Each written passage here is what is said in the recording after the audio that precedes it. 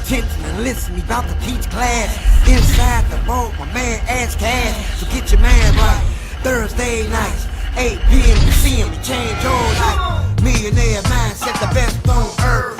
Blueprint, the wealth, the knowledge network. So get it while you can, and he's standing right here. Just come inside the vault and see black millionaires. Oh yeah, oh yeah. Come inside the vault and see black millionaires. Oh yeah, oh yeah. You want Ass Cash, you can catch it right here in the vault. I know you want to watch this next video, but listen, if you are an entrepreneur, business coach, business consultant, or a small business owner who has a story and wants to learn how to create multiple streams of income from your story, I need you to text me right now, my book, to 646-687-4152. That is my personal number. I have been an author for over 12 years. I've written 10 books. 4 of them have been bestsellers, and I've sold over 100,000 books. But I've also helped a lot of my clients take their expertise and put it into a story, then create multiple streams of income from that. So I want to help you do the same thing. So text my book to 646-687-4152. All right, let's go back to the video. Do me a favor, everybody stand up real quick, because I want to reset the room.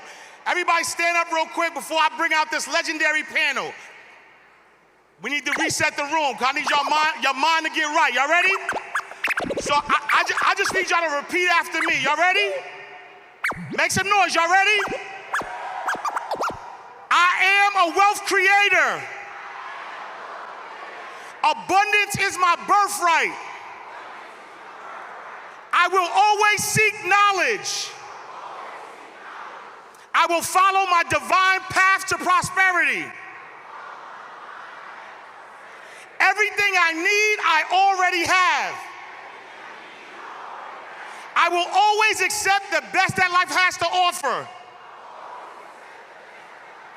I am not a victim of circumstance. Everything is working for my greater good. Wealth is in me, around me, and available to me always. I use money to build assets. I will make, manage, and multiply money. My self-worth and net worth are building every day. I like how that sounds. My self-worth and net worth are building every day. One more time. My self-worth and net worth are building every day. I believe in unlimited possibilities. All right, round of applause for yourself. Round of applause for yourself. All right, and so this is legendary. I don't think y'all understand. This is a legendary panel. I'm excited to bring out 3 legends who have done a lot for the culture, for the business of music, right, or entertainment, but then also have built wealth and have been on the front line showing us how to build wealth. So first and foremost, I want to bring out the legend, the king of the South. The king of the South. Make some noise. Are we in Atlanta or are we in Atlanta? All right, so I'm excited because, like I said, this is legendary because for a long time, you guys have been trailblazing from an entertainment perspective, but also from a business perspective, right? Because, you know, when we talk about T.I. Selling, you know, tapes out the trunk and always had that entrepreneurship spirit, you know, same thing with DJ Envy, you know, with the tapes. Dash has, you know, always been somebody who's, you know, entrepreneur. When we think about the business of entertainment, I would love to pose that to each of you guys, and being in the game so long, what are the shifts that you've seen in the business of entertainment, and what pivots have you guys taken personally to kind of like go with those shifts? I think one of the biggest shifts I've seen is that I watched the industry turn into a direct-to-consumer industry, where you didn't need a distributor, you didn't need a manufacturer. All you had to do is you just had to have a device, and you had to have a way to contact the person that you want to reach directly without any middleman. That's the biggest shift that I've seen. And how have you adapted to that shift? I mean, I've learned to listen to technology. Yeah. You know what I mean? Before it was more like we had to go to people like Dame Dash, and we had to go to people like L.A. Reid. We had to go to, you know, the just gatekeepers, if you will, and ask, yo, how do I, you know, reach the masses? How do I get my video on MTV? How do I find my way to BET? And now it's you and your cell phone. You know what I mean? So I think that, you know, just recognizing that is that's the shift within the shift. Yep, absolutely, absolutely. Envy, talk to me, man. So from mixtapes to radio to, like, you've been in the business a long time. What's that shift look like for you? I mean, for me, it was learning longevity. Yeah. In the music industry, a lot of times, we don't have a retirement plan. There's no 401k. You got to create it. That's why you look at some of your favorite artists, DJs, athletes, actors, actresses. A lot of times when they get older in their career, they don't have the same because they didn't plan for that. So that was had to learn how to plan for that. I do a show with Charlemagne who might say some wild shit and we might not have a job. I work with Angela Yee, who was on Sirius, who curses like a sailor. She might say some stuff that gets us off. So we had to create things that no matter what, that you'll be okay, whether it's real estate, it's businesses, and that's the main thing that I had to learn from the industry. Yeah, love it, love it. Dash, talk to us, man. Talk to us about the business of entertainment and the shift that you're seeing.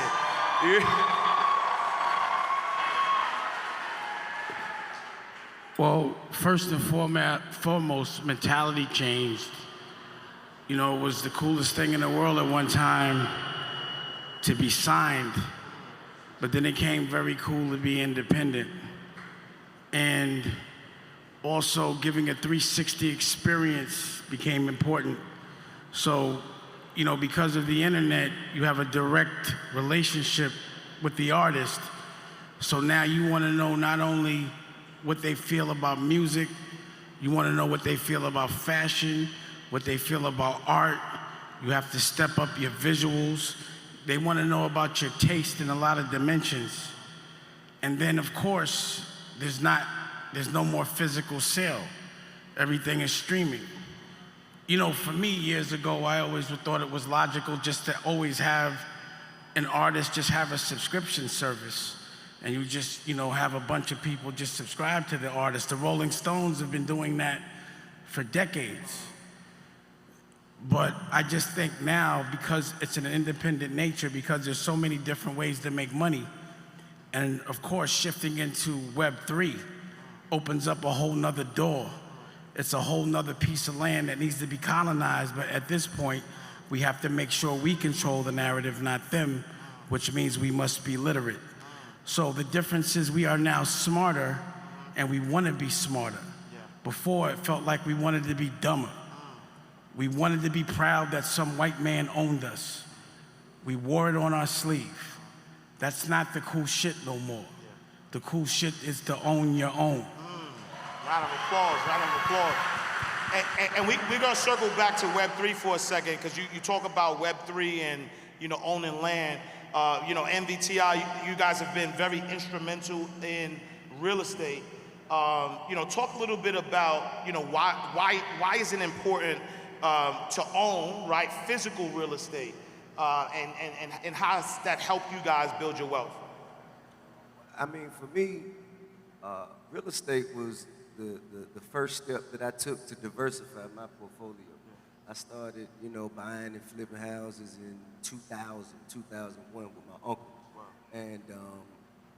And as it grew, I just went from residential to commercial and just continued to buy and build and grow. And, you know, now it's grown to a place I'm about to complete my first real estate development, a mixed use, affordable housing, 143 Wow. right on Bankhead where I grew up at. And just seeing how much good use I can put my money to, you know what I mean? Because there were so many times I could have went and bought things that were, you know, more liabilities than assets, you know, and I've still done that too, but I see how much more value the money can bring, not just myself, but others as well, you know, that's how we can build communities, you know what I mean? Not just you know, have our money represent us, but have our money represent our communities as well. Love that, love that, love that. Round of applause for that. Envy, talk to us about that shift into real estate for you. Mine came for two reasons. One was creating that retirement plan, and two, me having 6 kids. I wanted my kids to live a life that's just happy, right? You look at your mother, your father, a lot of times they hated their job, right? They came back talking about how much they hated working. And I wanted to create something for my kids that no matter what, they could just live life. That real estate will support them for the rest of their life. Right now I have 370 units. Wow. And that is, thank you. Wow. And that, thank you. And that supports them. You know, what I learned was every time, instead of getting them a gift for a birthday, I buy them a piece of property. But not only that, I teach my kids how to run it. My daughter goes to college, she goes for real estate development. So she's learning the business. So now she's running the business. She's at summertime is summer break. So she's learning the business. She's buying, she's getting the contractors, she's getting the flooring and the paint and the everything. And that's what we have to do, start teaching our own. And then hopefully when, you know, the next one comes up, he'll learn. But I wanted to create something that they could be happy. Life is short.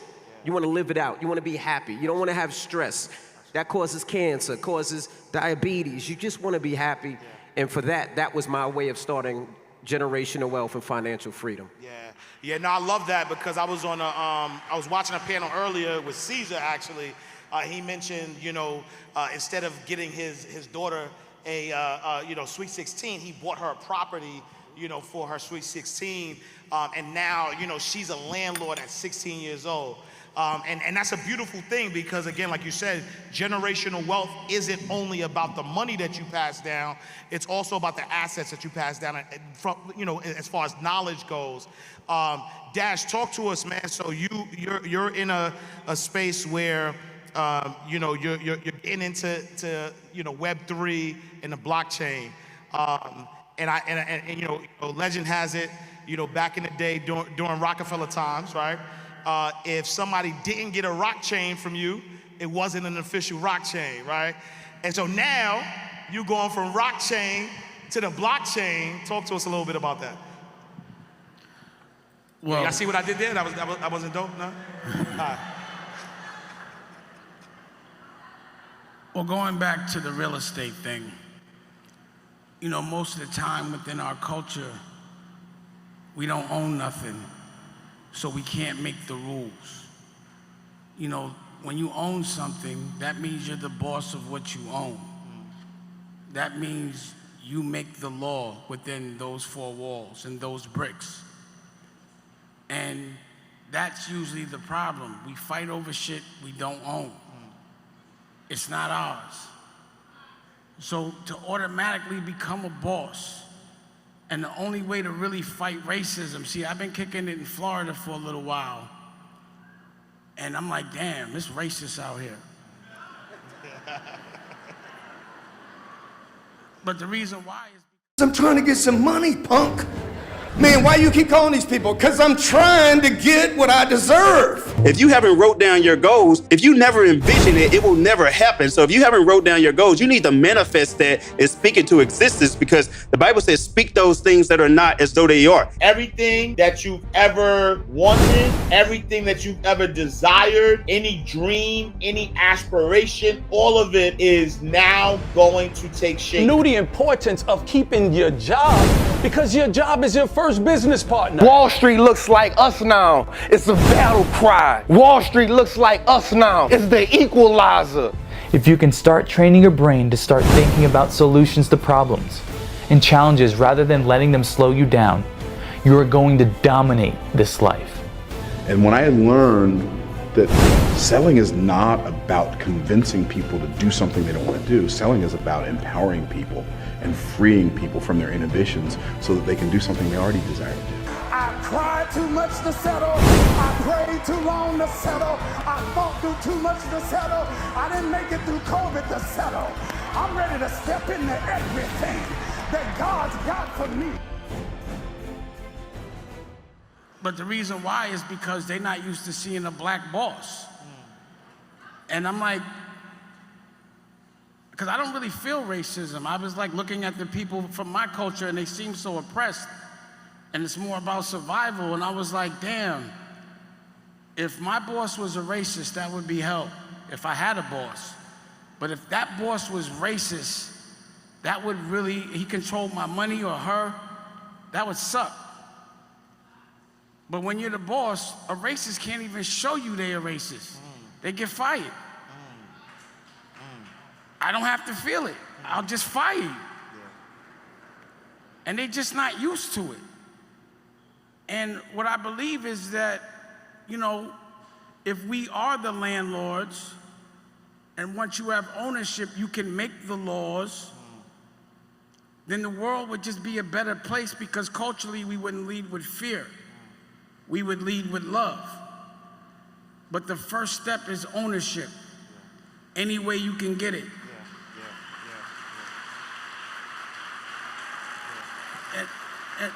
And also, you know, I'm a guy that has tax problems. So that means no credit. That means cash and carry.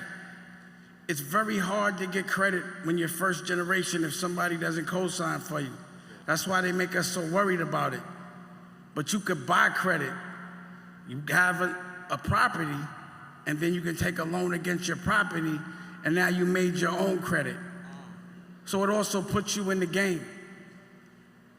So I'm learning, because I always thought like, damn, credit is whack, this, that, and the third, that credit is important.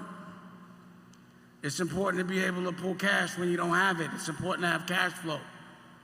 But you gotta own something to have credit. So starting that foundation, that narrative of not renting and owning means everything. And just understanding that sometimes, you know, looking a certain way, just so people can look at you a certain way, doesn't matter if you don't own where you live. It means nothing. So that didn't answer his question. It's all good. It's all good. Damn, we cut my mic off. I was talking. As it relates to Web3, it's a new world. People are actually getting loans to buy land in Web3. We gotta be the landlords in that world, because then we can make the rules. You know, only like 12% of the world even understands this world.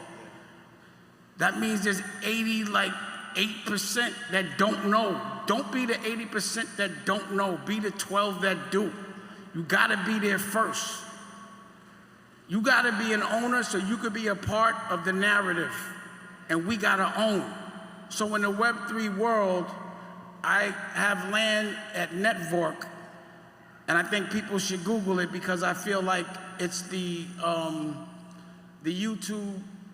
It's the YouTube of the metaverse, and it can do all type of shit. And I built it. It's the YouTube of the metaverse. It's called Network. Network. We got a video, so we're gonna play the video. You gonna play the video? Yeah. So, you know what? I built the museum, and it's the same shit. Like, you have an architect, you build it, and then you got to get the land to build it on.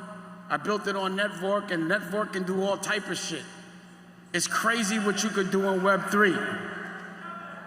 What happened? All right, play the video. Let's play the video. They want you to spell it, but let's play the video. Y'all just want to see. Because it's time for a revolution.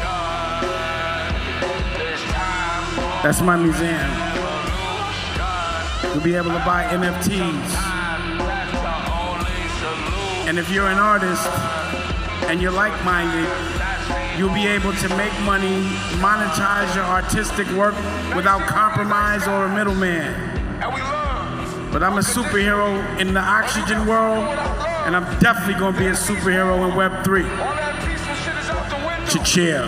peace first. War last. But we gonna win. Revolution is king. Fight for what you love. Be fearless.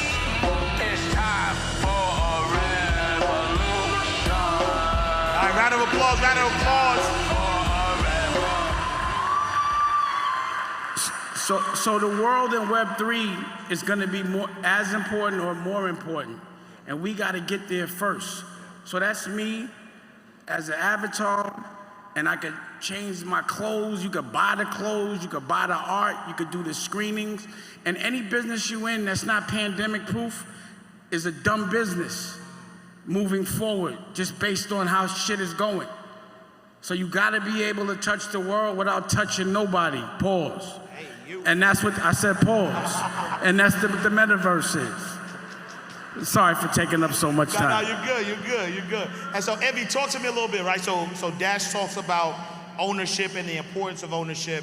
You know, Caesar, you guys been doing national tours around real estate, teaching about real estate for years now. But you know, even in doing that, giving out the information, there was still sort of hesitation in people trying to get ownership. And so, you know, you've created something now, which I think is phenomenal, which is going to open the door and really change the game as it relates to ownership. Can you talk about that a little bit for us? Yeah, well, the reason me and Caesar went around doing a real estate tour is because when I started making money on real estate, I wanted to show it to everybody, right? And when I started asking, people were telling me that they were going on these seminars, paying $10,000 for a seminar. And I thought this shit was totally wrong. So to piss them off, we started doing seminars for $99. And really, all that covered was the building. And started teaching our own people that look like us how to get in the real estate game, but actually show them. Because what you learn is a lot of people in this game is like car salespeople, right? They tell you what you want to hear, but if you really look into it, they really don't own shit. And we wanted to change that.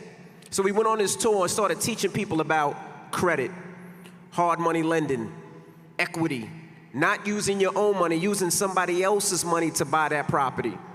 Started breaking down contractors. What's the next market?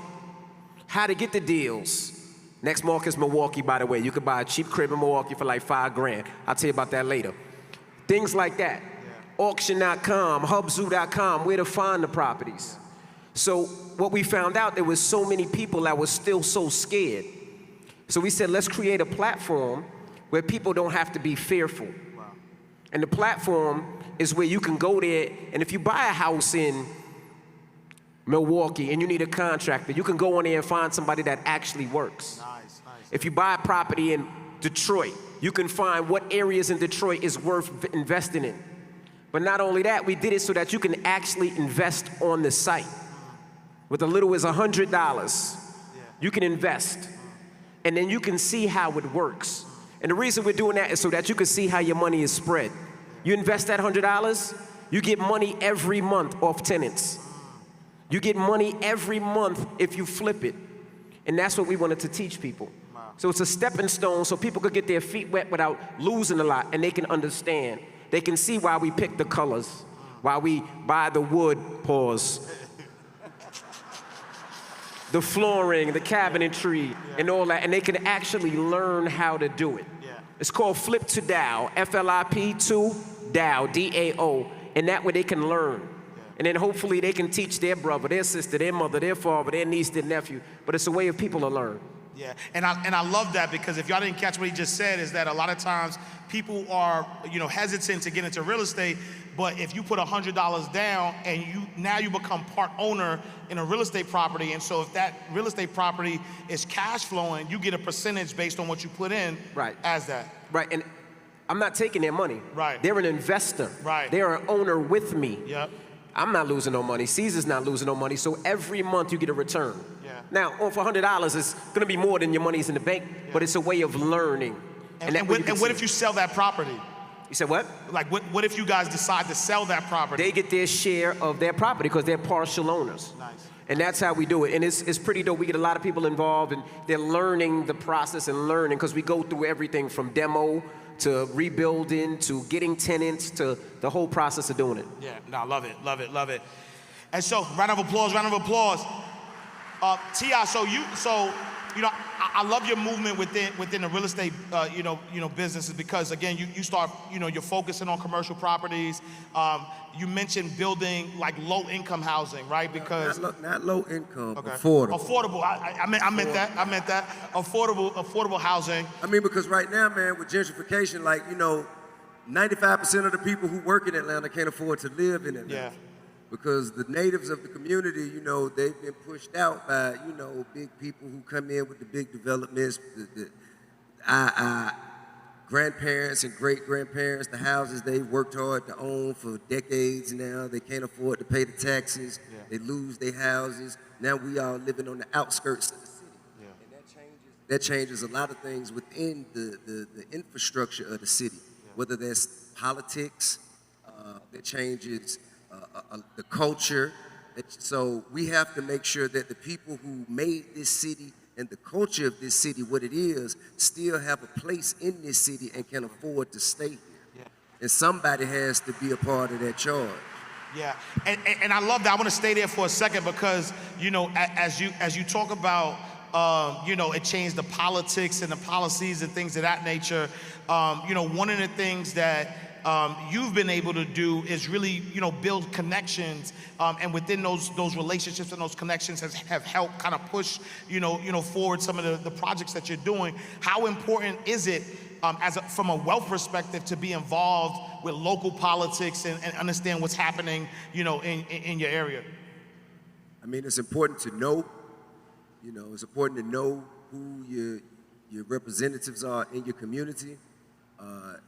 As far as how much you should or shouldn't be involved in them, that depends on the person. Yeah. You know what I'm saying? Early on, I got heavily involved in them. Yeah. Right now, I don't want no parts of it. Yeah. You know, just because I see that it has an adverse effect on business. Yeah. You know what I mean? And policy is a fickle mistress. It don't love nobody. It's good when it's good. And when they can't use you, it ain't no good no more. You know what I mean? But one thing that's real is money and property, period. So that's going to supersede politics. Because when I buy this piece of land, I don't care who the city councilman is. I don't care who the mayor is. I don't care who the governor is. It's still my property. You know what I mean? Now, what I'm able to do with that property will depend a lot upon who these people are and what positions they hold. No, I love it. And this is a question for all three. When we think about, you know, entertainment, you know, with everybody having a piece in entertainment, how have you leveraged celebrity or influence in order to build wealth? I mean, for myself, I go a lot of these cities, and the reason I'm able to get a lot of these deals and these state-owned properties and these city-owned properties is because of who I am. Yeah. But what I try to do is I try to pass it on to my people. The fact that you could buy a property, a whole house, a real full house for $5,000 is unfathomable. But I'm able to pass that down to my people. But that's the main part. But the only reason those politicians and those state people let me in is because of who I am on the radio. I think there's several ways. Just speaking of my own experience, there was a piece of property that people drove by it, had no real interest in it. I had relationships within the community. A person had reached out to me and offered me the opportunity to purchase this property. Now, this property wouldn't have much use to me. I wouldn't see any value in it had I not known from my relationships in City Hall that the Super Bowl was coming. And this property just happens to be a stone's throw from where the Super Bowl will be at the Mercedes-Benz Dome. So I purchased the property, not knowing what I'd do with it yet. I just purchased it, held it, and there was an anniversary coming up for my second album, Trap Music. And we were trying to figure out how to celebrate the 15th anniversary for trap music. And the thought arose to do a museum. Well, where would we do this museum? Well, I have a property right here that I ain't doing nothing with. It's right by the dome. And we put our efforts, energy, our ideas, our resources, got in contact with all of the local artists, and celebrated the most significant contributors to the culture of trap music by creating a museum.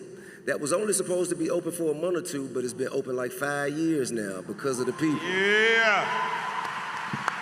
I love that. Dash, how has being Dame Dash influenced or helped in building wealth? How have you used your, you know, who you are from a wealth building standpoint? What was the question? How has being Dame Dash, like how have you used, you know, who you are, your celebrity, to leverage and build wealth? So, you know, my thing was, being a celebrity, you can leverage attention to whatever you want. And some celebrities leverage attention to things that keep them at status quo, not what helps the bigger picture. So my thing was to use my celebrity to bring attention to people that are actually helping. So I'm part of something called the OSG, which is 200 black principals all over the country. And, you know, these principals are fighting when they're not getting paid. It's a passion they have, it's a care they have for our future. And, you know, they're our superheroes, but they don't get celebrated. Nobody talks about them. And when I was, you know, introduced to them as a collective, you know, I have issues with education. I feel that it prepares us to get and succumb to a cycle. And I was mad. But when I talked to them, I was like, damn, they're just doing what they can do. But if they don't learn how to be fearless, then they can't teach being fearless. If they can't dream, then they can't teach dreaming. You can't teach somebody how to be rich unless you've been rich. So in order to have young people listen to you, because I know when I was young, I only listened to the person that was getting money, getting the girls, and that was fresh. So if I could make a principal as fresh as what's perceived as a drug dealer or a rapper, then these kids will listen to them. They'll look at them as the plug. So I've been talking and teaching a class to them every Tuesday for the last year and a half, just teaching them how to make their dreams come true, how to be entrepreneurs, how to make books, TV shows, know about the NFTs. I gave, you know, Principal Ock, Westside High. This dude has a bank in his school. He has a beauty salon, a grocery store. He teaches these kids how to get money. I gave him a label or distribution. He's now the plug. He has better cars than the drug dealer. He's fresher than the rapper. So the kids will listen to him. So my thing is to shift that and leverage that celebrity for our real superheroes. The ones that are fighting for us when nobody's looking. I never saw black principals.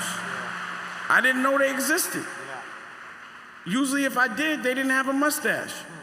So having unapologetic people that are fighting for us, they gotta be empowered. I'm a part of something called the Commission. And that's Senator Eddie Milton, who's running for mayor in Gary, Indiana. Shout to Gary. That's Congressman Andre Carson from Indianapolis. That's Bishop Purnell. That's Dr. Chris Purnell, who's on CNN every day. One of us that runs a hospital that could teach us about health. 2 therapists that can teach us, Melanie, who teaches therapy to the foster kids, and Taj, who speaks therapy in our language. Black people don't get therapy, so the study of therapy is from a different culture, a different form of being hurt, of trauma. So when we get it, we don't get it from the right language. It turns us off. The study of it doesn't come from us.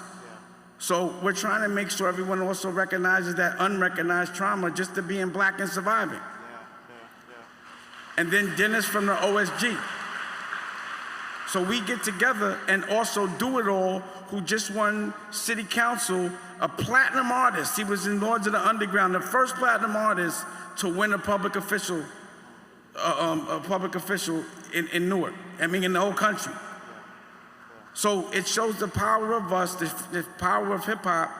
And what I'm doing is leveraging my celebrity, that those that don't get celebrated, the ones that they hide from us. Because I've been doing this for a while, but that shit ain't never in the paper.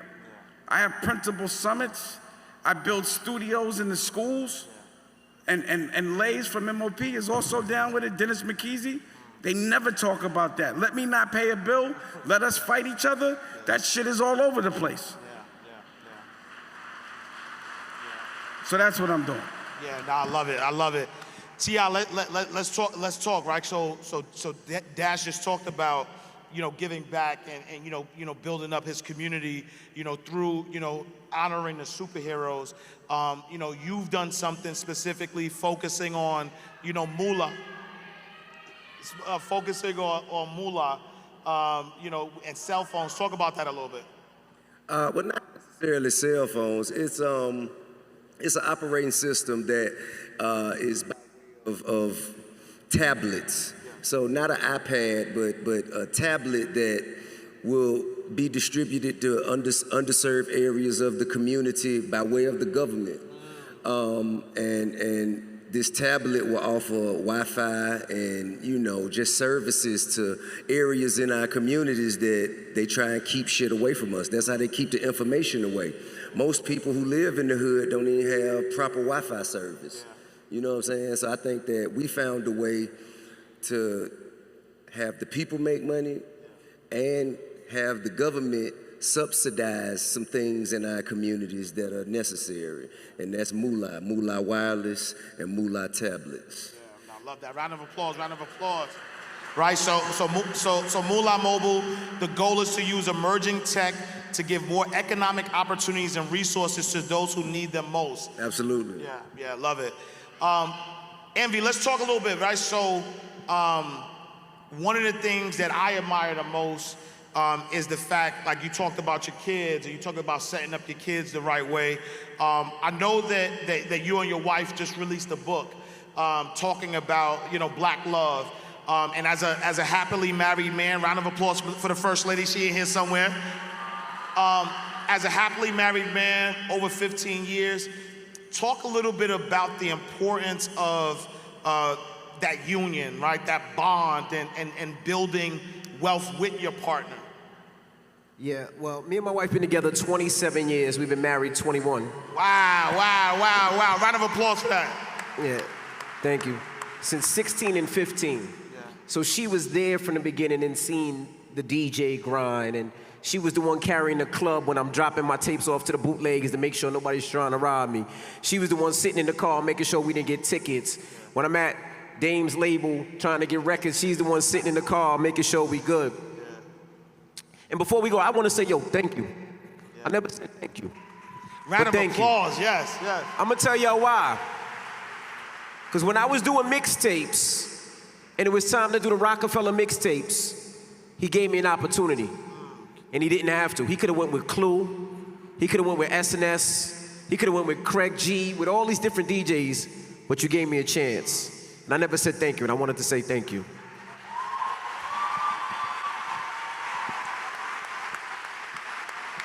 But my wife has been there, so we do it together.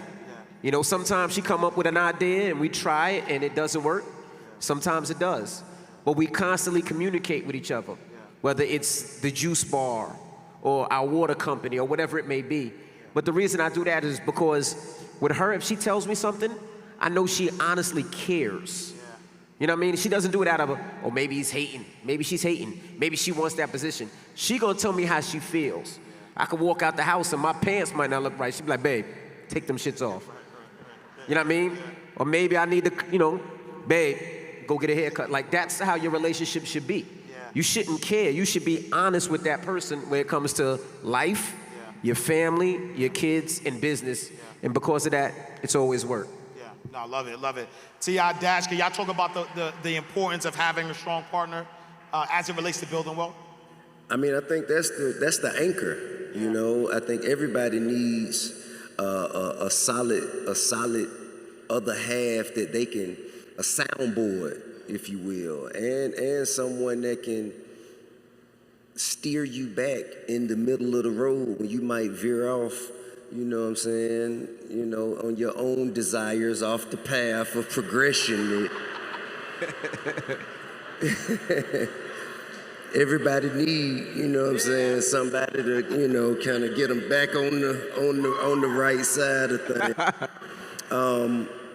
And I mean, we all need balance.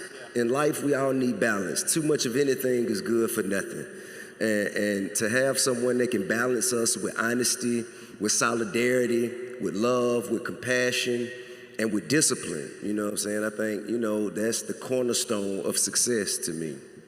Love it. Dash?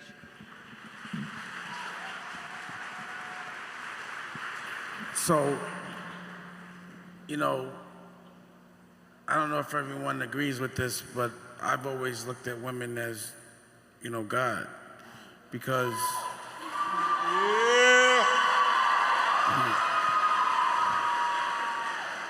and it's just on a logical level, you know, the closest thing to God is, you know, God's the creator of life. Women create life. And, you know, I know how history is always manipulated. People that are strong or people that are weak always have to make themselves look strong. I could see men just, you know, messing up that whole narration and making it look like physical strength is more powerful than being able to create life. And finding someone that is, you know, because the thing about a woman is she's not jealous of you, she'll fight for you, she'll care for you. And you know, finding your best friend, because I don't think, you know, your best friend should be anybody other than the person you want to create a life with. Protecting that person and making sure that they can create life unobstructed, that they have everything they want. Even if they got money, they don't spend it. That a man's job is to be a gentleman and take care of everything, and to showcase that to his daughter so that's all she'll accept. You know, to lead by example. And, you know, I was a guy that started off proving myself in an insecure way by dealing with women, and a lot of them, until I fell in love, and then I lost my girl. I never, ever expected to feel that kind of pain in that way.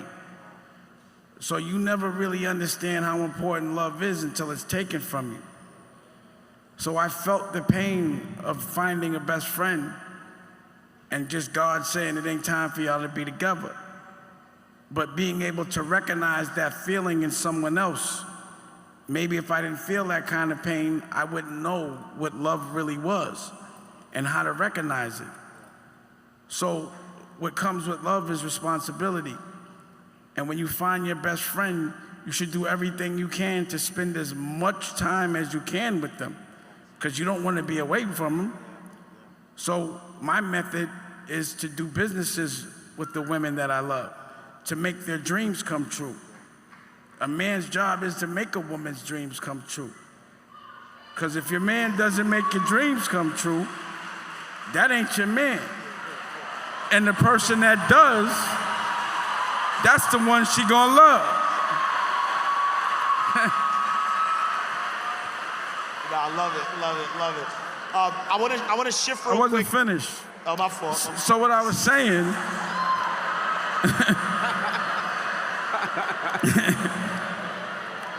is I have found the woman I love, and I'm blessed to be able to raise my child for the first time.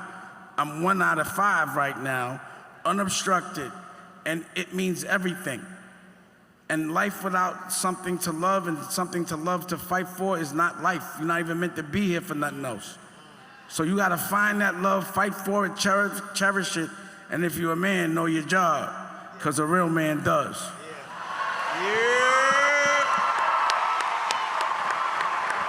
I love that. Yeah, look. Round of applause. Yes, sir.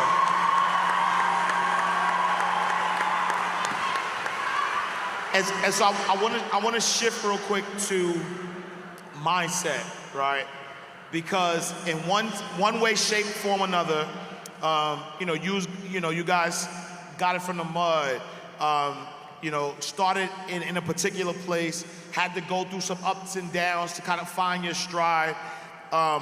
What type of mindset do you have to have in order to deal with the different transitions that come with wealth, right? So when you start, like, I'm selling mixtapes, or I'm doing this from the trunk, then you get a deal, and then there's different levels of success.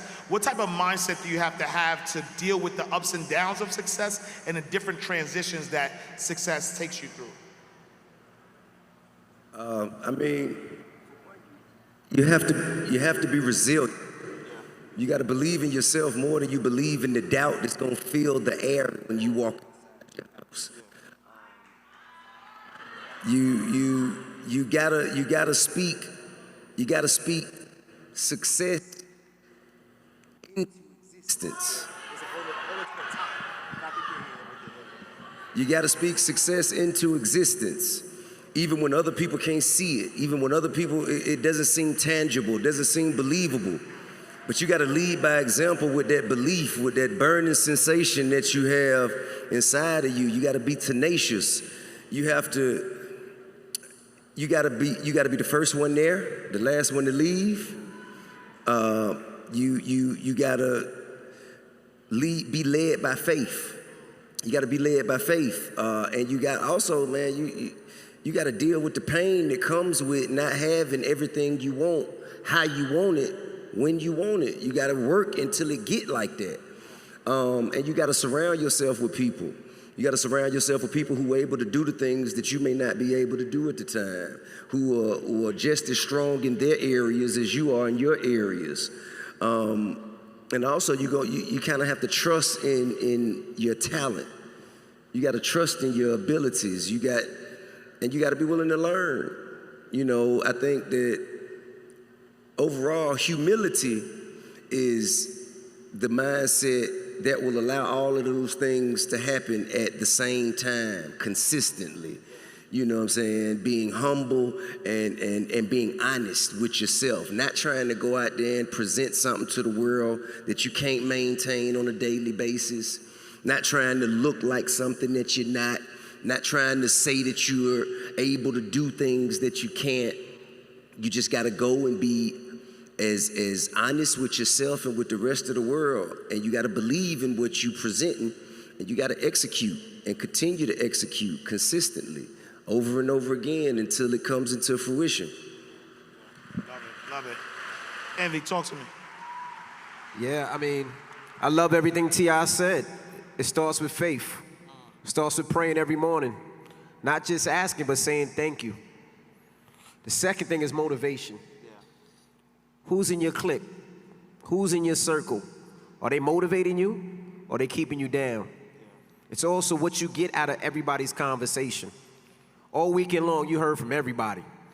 Steve Harvey, Tyler Perry, Dame Dash, T.I., Caesar, a host of other people. You understand how they got in the game. Does that motivate you? Does that push you to want more? Does that show you that it can be done? When I was a kid, my dates with my wife, we used to drive by the rich areas and look at all those huge mansions. And for us, that was our motivation. That was a way of saying, one day we will. I look at the businesses that Tyler Perry created, but not only the businesses, the amount of jobs he created for our people.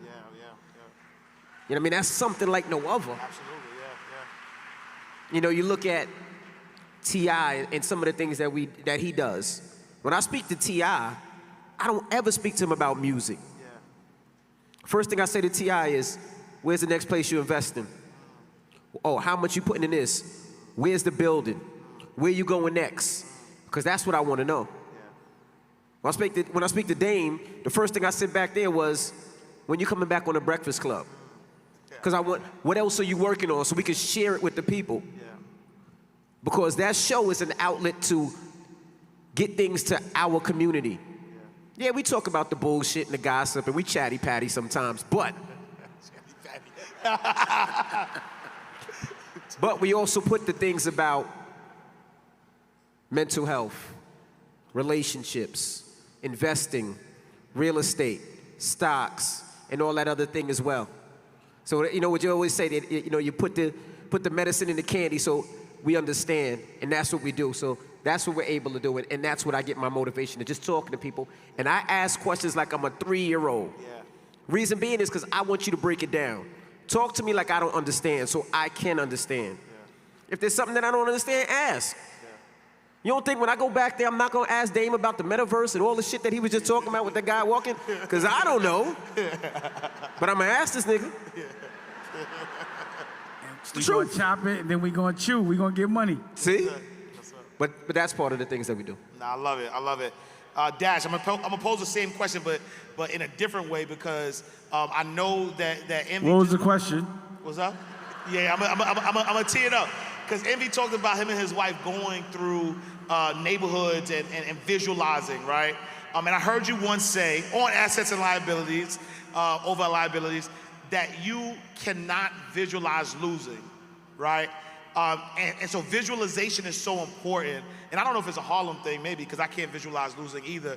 But talk a little bit about visualization and your philosophy around or your mindset around visualizing the things that you actually want to manifest in this world. Well, understanding the power of our mind is important.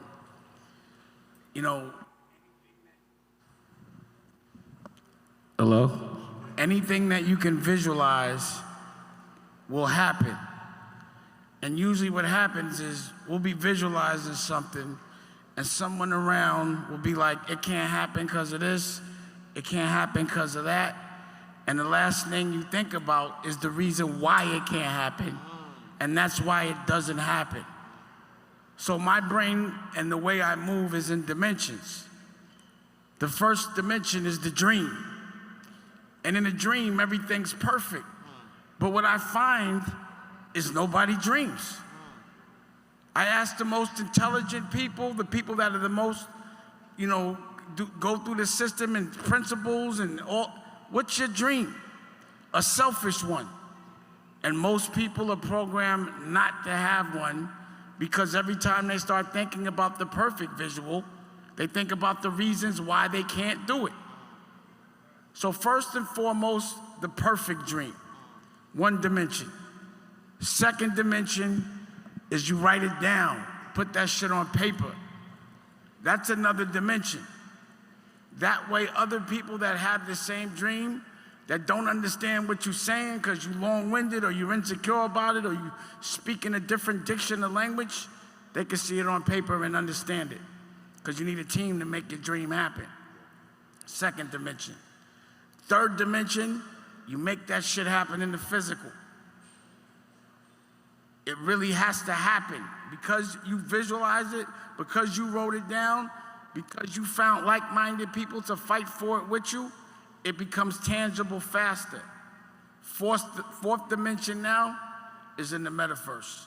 Anything I do in the oxygen, which is the real world, oxygen world, I gotta make sure that I can do it in the digital, in the Web3 world, where there's a lot of freedom and a lot of narration, a lot of definitions that need to be made, and they need to be made by us in this new world. But at the end of the day, that visualization has to be perfect. If you get into a ring in a fight and you can think that there's a possibility that you lost or you lost. There's no losing in your dream. It's fighting till you win. It's a nightmare until it's a dream. Love it, love it. All right, last minute. So, first of all, round of applause, legendary. Round of applause.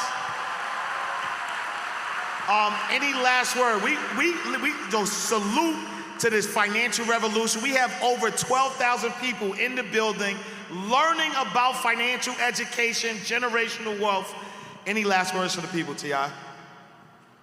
Man, I think that they took the first step. Coming in here and being willing to open their ears and their minds up to receive new information that they can go apply for their benefit. I think that's, if anything that we've done or that we plan to do, we are the examples that you can do it and do it better than us. You know what I mean? Because I don't think that, at least I know, nobody could have taught me how to do what I'm doing right now. This wasn't necessarily in my plans. I just kind of had to learn as I went. And as I set out on my journey, I met people like Dane. I met people like Envy, people like, from Earn Your Leisure who kind of could share with me some things that I needed to know to improve my journey. But at the end of the day, you guys have everything you need to make it everywhere you're supposed to go. So I salute you. Andy, any quick last words for the people? Yeah, like he said, I'm just a kid from Queens, New York, Murdoch and Springfield. Yeah. And never in a million years did I ever think this would ever come from. I wasn't taught how to do real estate. I wasn't taught how to invest. I wasn't taught how to do anything but go to school and work. That was it. I wanted to change that because I seen my parents and how they hated it. And if I did it from Queens knowing nothing, figuring it out, now there's people that you can call upon and ask to do it. So you guys can do it. Anybody here in the real estate, put your hand up if you're in the real estate. Atlantic City, Milwaukee, Detroit. Chicago by that Barack Obama library. Those are the areas you need to look at if you can find it for cheap. Auction.com, Hubzu. Those are the two places where Caesar and I get the majority of our homes. I'm not signed to any of them. I don't get money from any of them. I'm just telling you what I do and what I use. Good luck. Yeah. Dash, any quick last words for the people? What's the question? No, it's fine. There's a lot to say, but in closing, I could say this. This lane of people wanting to be better and wanting to evolve, the only reason to learn really is to teach, to lead by example. And this is a great thing. And you know, in school, they never teach you how to be rich. They never teach you how to get money or how to keep money. And what I can say about us up here is it's been decades. We all have history in different decades. What he was thanking me for was like in the 90s. It was in the 90s. But we still here. It's because we keep dreaming. We're always inspired. After you make one dream come true, the challenge is to have a bigger dream. But you always got a dream. Life is nothing without something to fight for. And there's so much for us as a culture to fight for. And all we have to do is break what I call the life algorithm. An algorithm ain't nothing but the study of behavior patterns. And what happens, based on what these many people feel, this is what they're gonna do. We already know the life algorithm. We already see what's gonna happen. They divide and they conquer every single time. It's the same story. They keep us in a cycle and a pattern. At the end of the day, we don't ever own nothing. We're just complaining about what they don't give us. It's time for us to take. All right, y'all. I wasn't finished. So there's the Web3, there's Oxygen World, but at the end of the day, all we need is each other. Have a dream and fight for it. That's all I wanted to say. Let's go!